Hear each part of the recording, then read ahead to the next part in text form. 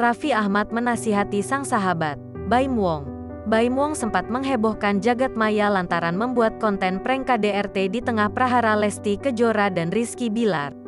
Kini, Raffi Ahmad turut menyoroti aksi sang sahabat, Baim Wong.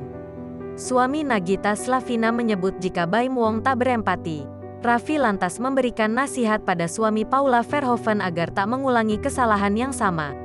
Bagaimana isi nasihat dari Raffi untuk Baim? Apalagi saat ini isu kekerasan dalam rumah tangga atau KDRT cukup sensitif dibahas terutama bagi kalangan perempuan.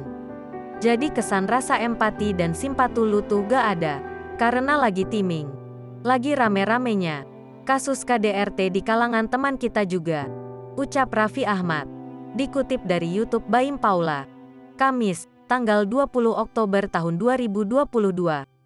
KDRT itu bagi semua perempuan di Indonesia adalah isu yang sensitif. Lanjutnya,